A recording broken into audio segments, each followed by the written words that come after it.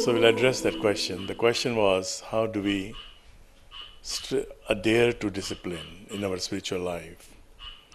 First of all, what is important is not to separate our spiritual life from our secular life. This is the most important thing. If you separate the two, then discipline becomes very effortful, very difficult, because you have this world to take care of. You have your school, your studies, you have your parents, maybe you'll have your boyfriend. So all those things, and then you have spiritual life.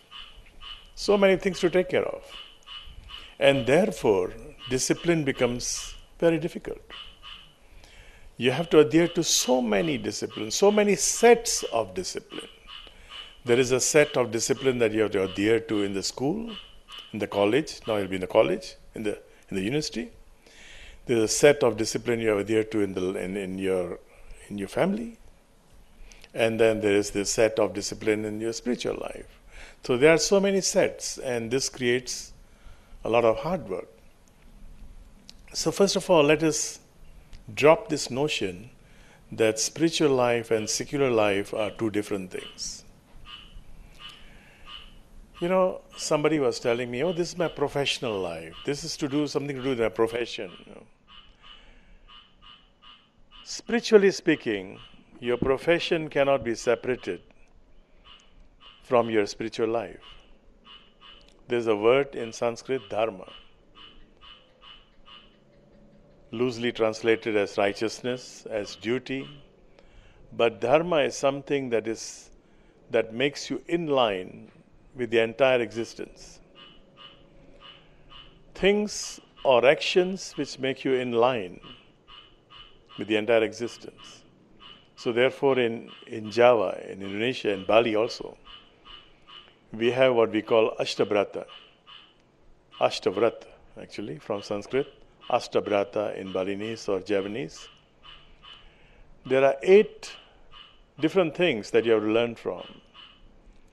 There are 8 different manifestations of the divine. So you learn from water, you learn from the sun, you learn from the moon, you learn from air, wind, you learn from what else? Agni, you learn from fire. What else? You learn from ocean. So there are 8 different manifestations. I have spoken extensively in many books.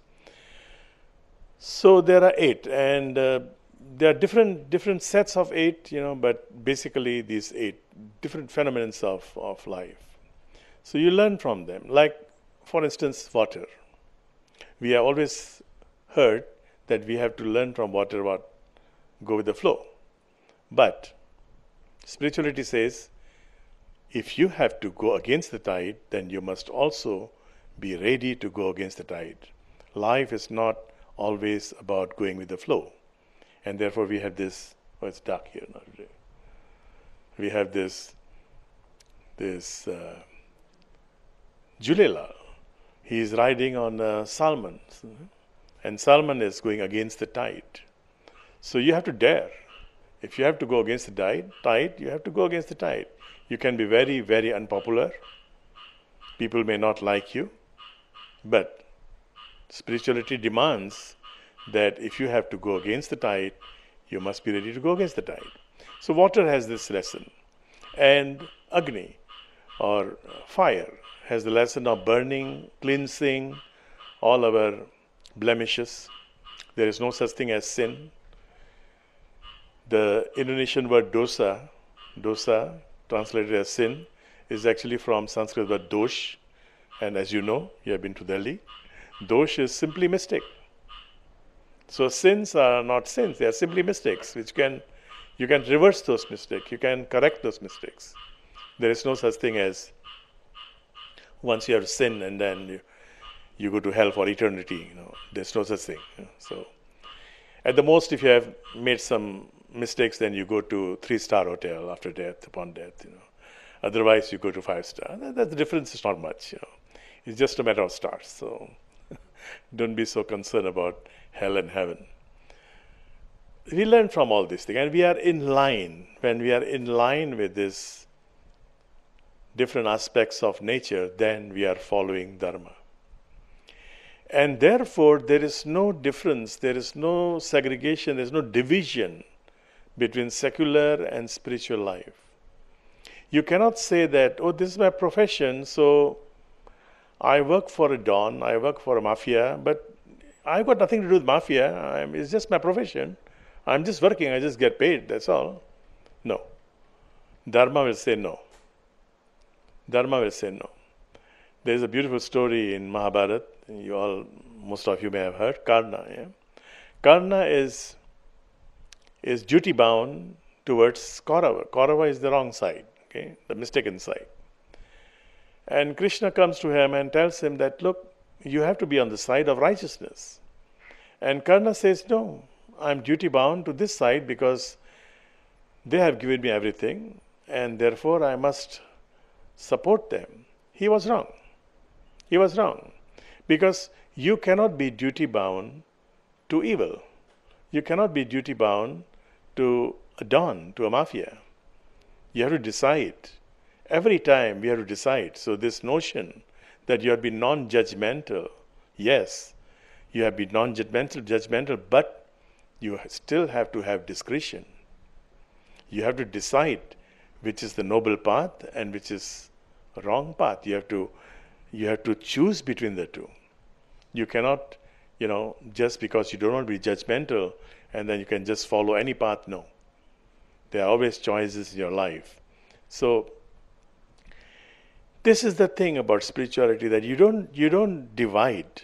And then if you don't divide, you don't make any division between spiritual life and secular life, then there are three things which come to my mind. One is sadhana. Sadhana is spiritual practice. We translate it as spiritual practice. But again, when we talk about spirituality, we are talking about spiritual outlook towards life. A materialistic thing that matter is all and all. A spiritualist thing that matter can only give me comfort, and which is not wrong. You need certain comforts in your life. So matter can fulfill that need, but matter cannot make you happy. Happiness comes from within. So this is spiritual outlook. If you look at life spiritually, then you know that you can make use of the matter, you can make use of all the comforts, you can enjoy them, but at the same time you realize, that happiness comes from within. That is a spiritual outlook.